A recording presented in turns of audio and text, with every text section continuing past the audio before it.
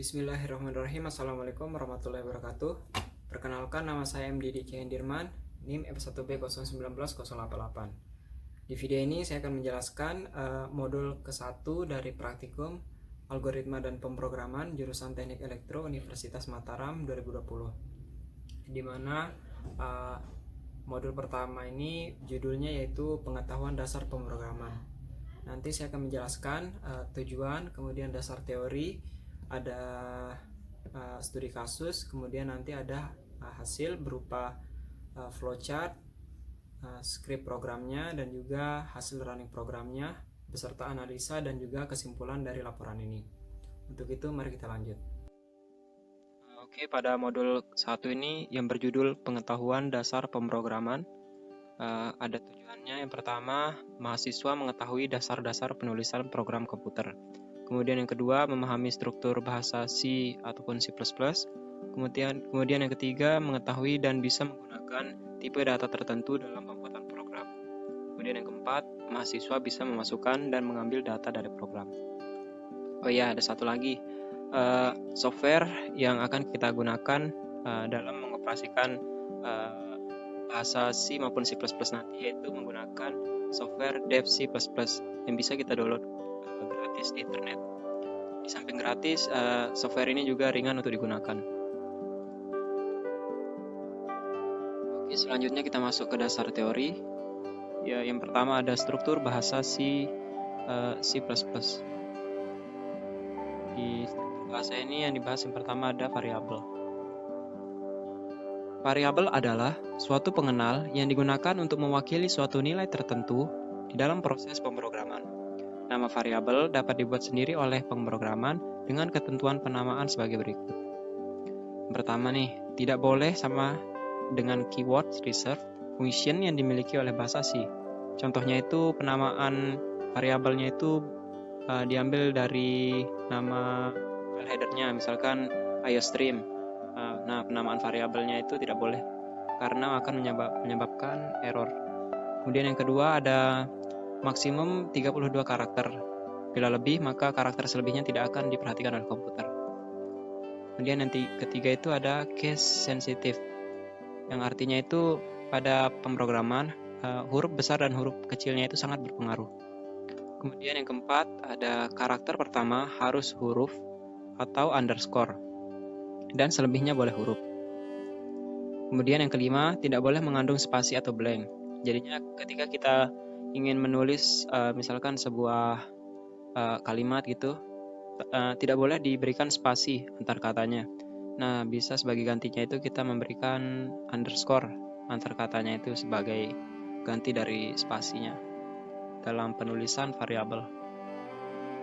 Kemudian ada header file, yang dimana header file adalah kumpulan kode C atau C++ yang diberi nama, dan ketika nama tersebut dipanggil, maka kumpulan kode tersebut akan dijalankan. Contoh dari header file itu ada Studio H, ada IOStream yang akan sering kita gunakan nanti, kemudian ada Conio H, Math, dan lain-lain. Bisa kita analogikan, header file ini seperti rak buku pada perpustakaan. Misalkan nih, ketika kita ingin mencari buku fisika, maka kita harus mencari buku fisika tersebut pada rak yang bertema ilmu pengetahuan alam. Nah, begitu juga dengan misalkan kita ingin mencari buku sosiologi, maka kita harus mencari rak buku yang bertema ilmu pengetahuan sosial. Nah, seperti itulah analoginya. Kemudian ada prosesor direktif, yang dimana fungsinya itu adalah salah satu pengarah, sebagai pengarah pada bahasa C++. Contohnya itu penulisannya itu include, kemudian nama file, di mana nama file ini kita ambil dari file header-nya. Misalkan di sini include IOStream gitu. Kemudian ada fungsi main. Nah, fungsi main ini merupakan dia itu menjadi awal dan juga akhir eksekusi pada program C++ maupun C. Dia itu akan mengeksekusi program yang ada di dalam fungsi main dari awal sampai akhirnya. Jadi setiap program itu wajib memiliki fungsi minimal satu, yaitu fungsi utama ini. Kemudian ada statement. Statement adalah instruksi atau perintah kepada suatu program ketika program itu dieksekusi untuk menjalankan suatu aksi. Kemudian setiap statement diakhiri dengan titik koma. Artinya itu ketika nanti kita akan membuat sebuah program, kemudian script program itu pada akhir statementnya itu wajib menggunakan atau diberi tanda titik koma. Kalau enggak nanti program itu akan error. Selanjutnya ada komentar. Komentar itu dia tidak akan dikompil oleh compiler. Kemudian dalam C++ terdapat dua jenis komentar. Nah, seperti ini contoh penulisan komentar, yaitu dengan menggunakan garing bintang. Kemudian setelah itu kalian dapat menulis kalimat atau kata secara bebas di sini tanpa dikompil oleh compilernya nanti. Kemudian jenis kedua itu dengan menggunakan garing 2 kali, kemudian komentarnya di sini. Selanjutnya dasar teori nomor 2 yaitu tipe data. Pertama ada tipe data dasar, yang dimana tipe data ini dia akan menentukan nilai yang disimpan oleh variabel dalam sebuah variabel. Contohnya itu ada tipe data bilangan bulat atau yang disebut dengan tipe data integer.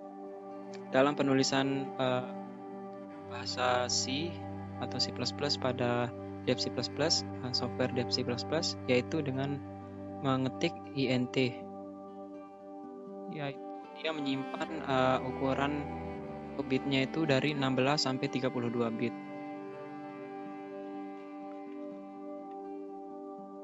Kemudian tipe data yang kedua ada tipe data bilangan real, yang berarti tipe data bilangan real ini dia akan menyimpan atau mengandung angka-angka yang memiliki angka di belakang koma. Contoh atau nama tipe data dalam Dev C++ itu ada float, double, dan long double. Di mana float ini dia menyimpan angka desimal dalam ukuran bitnya itu 32, kemudian double 64 bit dan juga long double 80 bit. Kemudian ada tipe data logika. Dia itu tipe data yang hanya mengandung dua jenis, yaitu antara benar ataupun salah, 0 ataupun 1 gitu, ya ataupun tidak. Kemudian ada tipe data karakter.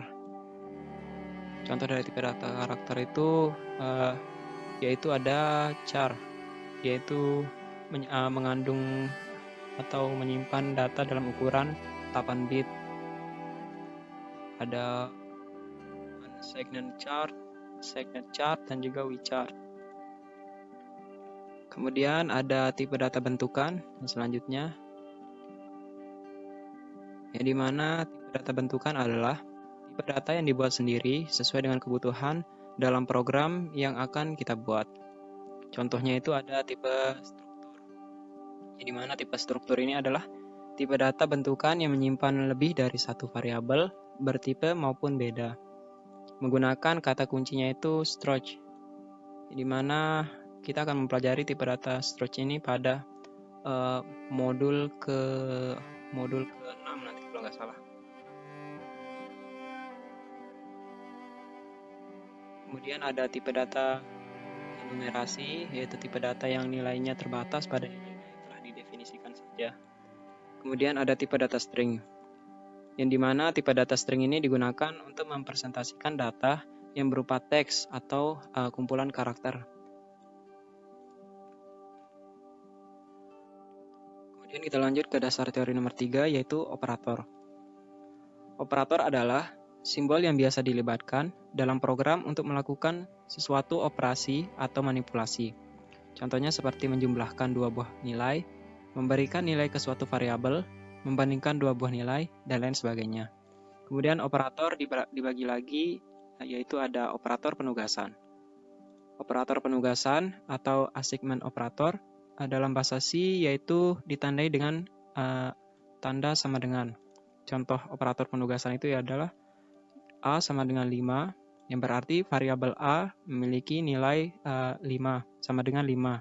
Kemudian variabel A sama dengan variabel B, artinya itu variabel B memiliki nilai yaitu 5.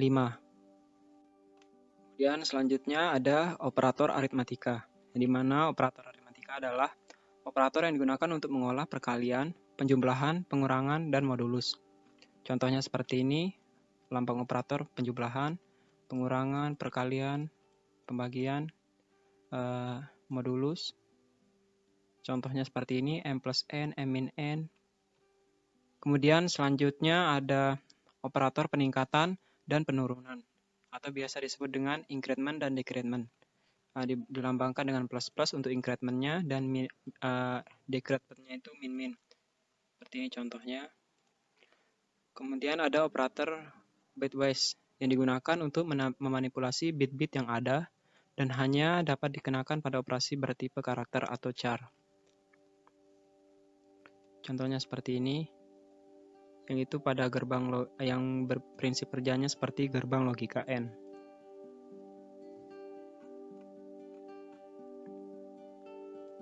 Kemudian ada ini, ada XOR, complement, shift right, dan shift left. Dan definisinya. Kemudian ada operator hubungan.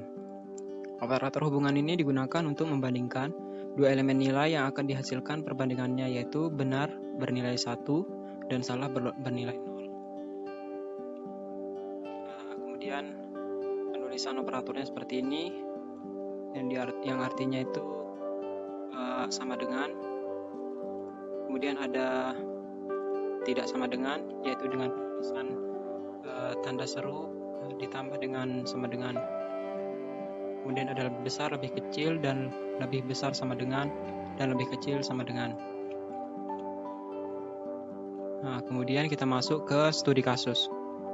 Nah, di mana studi kasus ini kita dituntun untuk membuat program menampilkan output dari A dan B, yang dimana yang A adalah nama dan NIM seluruh anggota kelompok diinput secara dinamis. Kemudian yang B, hasil perbandingan terkecil antara 1 dan 2. Yang nomor 1 itu carilah luas lingkaran dengan keterangannya itu, yang dimana jari-jarinya itu ditentukan dengan nomor kelompok. Kebetulan di sini nomor kelompok saya itu kelompok 18. Kemudian yang kedua, mencari perbandingan nilai terkecil dari Y sama dengan akar dari 2 kali B pangkat 2 plus C pangkat 2 dibagi 4 kali A, yang dimana variabel A itu merupakan increment 1 digit terakhir NIM ketua. Contohnya itu F1B 017022, maka A-nya itu sama dengan 2. Karena saya sebagai ketua kelompok dan NIM saya itu F1B 019088, maka A-nya nanti akan menjadi sama dengan 8. Kemudian B yaitu sama dengan decrement nomor kelompok. Berarti yang tadinya nomor kelompok saya 18 akan di decrement menjadi 17. Kemudian yang C, 2 digit akhir tahun angkatan. Contohnya 2016, maka C sama dengan 16. Karena saya di sini angkatan 2019, maka C-nya akan menjadi sama dengan 19. Kemudian kita masuk ke subhasil. Ya, nanti subhasil ini ada yang berupa flowchart, script program, dan juga hasil program. Di mana definisi flowchart ini merupakan sebuah diagram alir yang fungsinya itu untuk menampilkan atau mengilustrasikan program yang akan kita buat, yaitu mulai dari pendefinisian atau deklarasi variabel, kemudian input nama, output nama sesuai dengan yang dituntut pada studi kasus tadi, hingga pada perbandingan nilai dari X dan Y. Kemudian pada bagian hasil yang selanjutnya ada script program, yang dimana pada script program ini terdapat script atau codingan yang kita lakukan terhadap software Dev C++ nanti sesuainya, dan kita pastekan ke seperti ini, mulai dari file headernya, kemudian fungsi mainnya, yaitu ada integer ABC, float XYZ, string nama, NIM, kemudian menampilkan komentar dan memasukkan data dengan perintah chain. kemudian ada operasi matematikanya yang ada pada soal studi kasusnya. Kemudian kita lakukan compile untuk memeriksa apakah programnya dapat berjalan dengan benar. Kita klik compile atau F9. Jika terdapat kesalahan pada baris tertentu, maka program akan menampilkan kesalahan pada baris keberapa gitu. Nah, di sini compile-nya sukses, tidak ada error. Kemudian kita lakukan run. Nah, seperti ini tampilannya ketika di run. Pada bagian pertama ini kita diperuntukkan untuk menginput nama dan NIM pada masing-masing anggota. Pertama saya akan menginputkan nama saya, Didi_Dirman. Nah, kita ganti spasi di sini dengan menggunakan underscore agar programnya bisa berjalan dengan semestinya. Kemudian kita inputkan NIM. NIM saya itu F1B019088. Kemudian kita masukkan nama anggota yang selanjutnya, yaitu ada Andre Sofian. Kemudian NIM-nya kalau nggak salah F1B019086. Kemudian masukkan nama anggota selanjutnya ada Brian Rahman. Kemudian kita masukkan NIM-nya F1B019084. Kemudian ada anggota yang lainnya yaitu Alfian Arjuni. Kemudian NIM-nya itu kalau nggak salah F1B019-085. Kemudian anggota yang selanjutnya ada Fitratunisa. Enter. NIM-nya kalau nggak salah F1B019-109. Kita klik enter. Nah, kemudian program akan menampilkan hasil dari inputan kita yang sebelumnya, yaitu ada Didi Indirman dengan NIM-nya, kemudian hingga Fitratunisa. Kemudian pada bagian B ini kita akan menginput data menentukan nilai dari ABC sesuai dengan soal pada studi kasusnya. Pada bagian B yaitu mencari perbandingan nilai terkecil.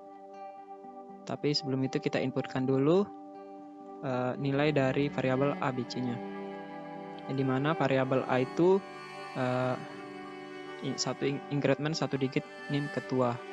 Di sini NIM saya yaitu saya sebagai ketua dengan NIM 88, yaitu berarti saya akan memasukkan nilai di sini 8 dalam bentuk integer. Kemudian pada nilai B yaitu nomor kelompok yang didekrementkan. Kelompok saya di sini 18. Enter. Kemudian yang C itu 2 digit akhir tahun angkatan. Nah, di sini angkatan saya itu angkatan 19. Kita klik enter. Nah, maka proses perhitungannya itu yaitu pada nomor 1 menghitung luas lingkaran. Nah, jika menggunakan variabel ABC ini, maka hasilnya akan menjadi seperti ini, 1017,36. Kemudian pada nomor 2 ini yaitu Y sama dengan akar 2 kali B kuadrat plus C kuadrat dibagi 4 kali A, maka hasilnya seperti ini, 5,10718. Kemudian kita tentukan perbandingan nilai terkecil dari kedua ini, nomor 1 dan 2 ini, yaitu nilai terkecil yang didapat 5,10718, yaitu dari nomor 2. Nilai terkecil yaitu nomor 2 dibanding dengan nilai nomor 1.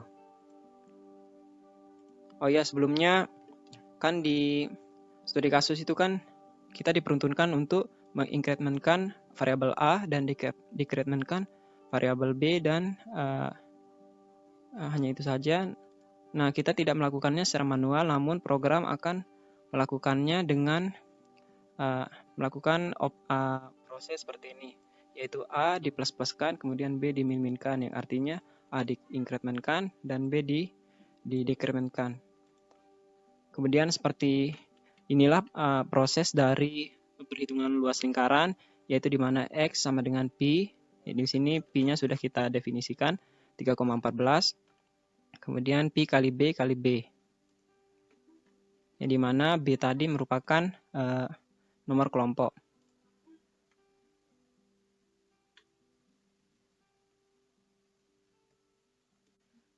Kemudian seperti ini rumus dari menghitung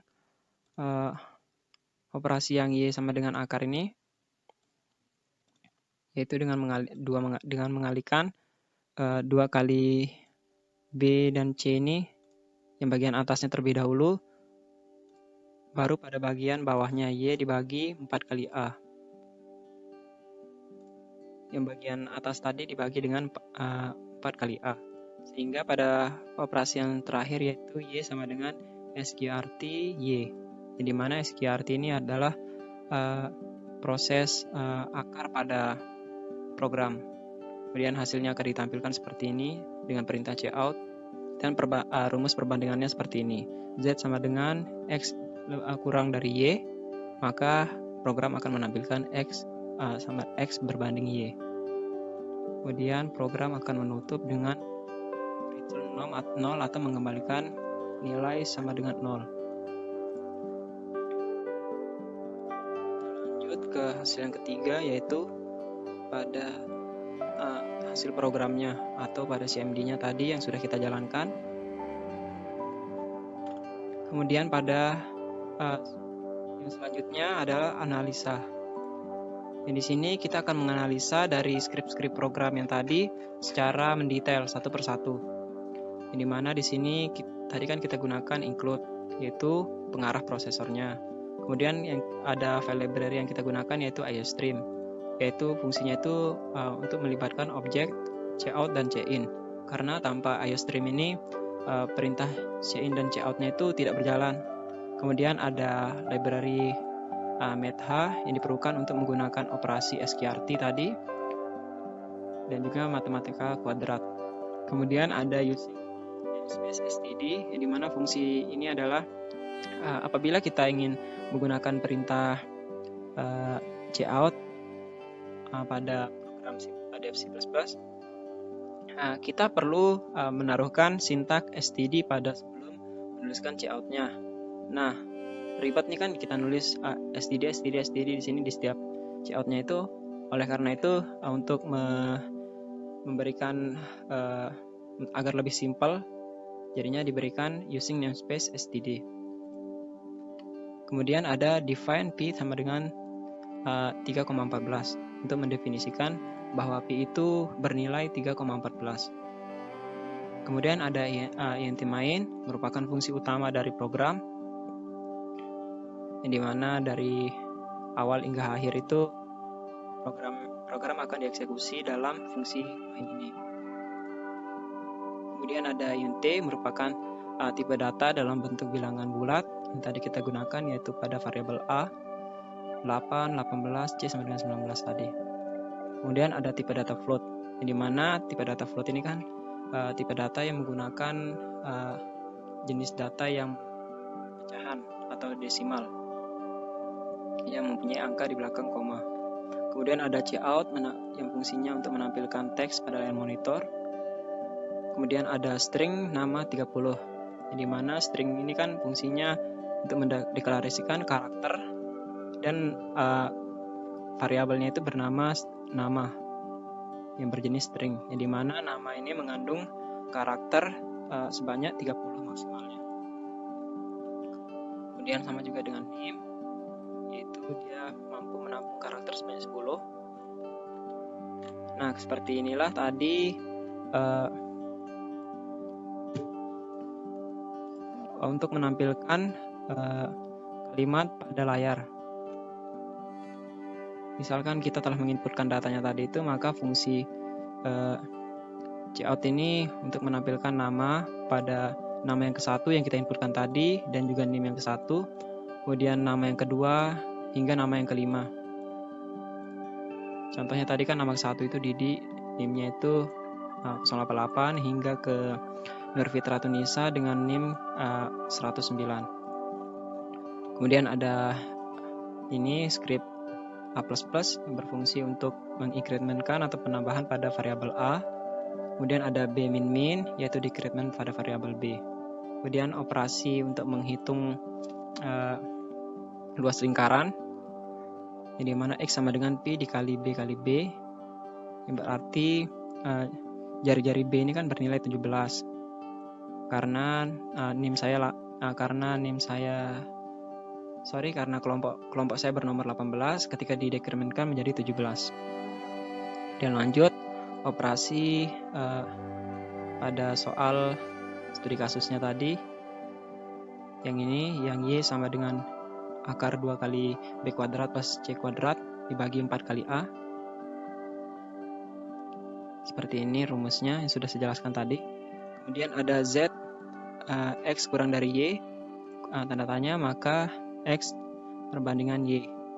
Ini merupakan proses untuk mencari nilai perbandingan terkecil antara nilai X dan nilai Y. Nah, kemudian kita masuk ke kesimpulan. Kesimpulan yang kita dapatkan yaitu pada nomor 1, dasar penulisan program yang pertama adalah perbedaan huruf besar dan huruf kecilnya. Aturan kedua yaitu keyword adalah kata kunci yang memiliki beberapa fungsi, contohnya integer, char, double, dan float. Kemudian identifier adalah menandakan sesuatu sepanjang kode program. Contoh dari identifier adalah konstanta, fungsi, dan variabel. Nah, intinya itu penulisan program itu besar hurufnya program itu sangat berpengaruh pada program. Kemudian ada tipe data integer, char, double, float. Kemudian yang nomor 2 ini ada struktur bahasa C dan C++ sebagai berikut. Yang pertama, berisi mengenai keterangan pada suatu program, yaitu tidak akan dieksekusi dan tidak akan ditampilkan pada program yang dijalankan atau tidak berpengaruh. Seperti yang saya jelaskan sebelumnya, itu cara penulisannya itu yaitu dengan menggunakan garing 2 kali. Kemudian ada prosesor direktif, yaitu pengarah compiler, ditandai dengan pagar yang bertugas untuk mengarahkan preprosesor yang digunakan untuk membaca file header. Contohnya tadi seperti include IOStream. Kemudian ada fungsi utama. Fungsi utama atau main adalah bagian yang paling pertama yang akan dieksekusi, walaupun sebelum bagian fungsi utama ini ada fungsi tambahan. Kemudian yang ketiga ada tipe data, merupakan bagian program yang paling penting karena tipe data mempengaruhi setiap instruksi yang ada dijalankan oleh program, di mana penggunaannya tergantung ukuran dan juga memori yang dijangkau data. Contoh dari tipe data itu tadi kan kita jelaskan, yaitu ada integer, yaitu bilangan bulat, ada char untuk menampilkan karakter, kemudian ada float, desimal, double, dan lain-lain. Kemudian kesimpulan yang kita dapatkan nomor 4 yaitu inti dari sebuah program komputer adalah menerima input, kemudian melakukan pemrosesan, dan menghasilkan output. Nah, seperti itu penjelasan dari modul pertama yang berjudul pengetahuan dasar pemrograman. Kurang lebihnya mohon dimaafkan, apabila ada kesalahan mohon dikoreksi. Wabillahi taufiq wal hidayah. Wassalamualaikum warahmatullahi wabarakatuh.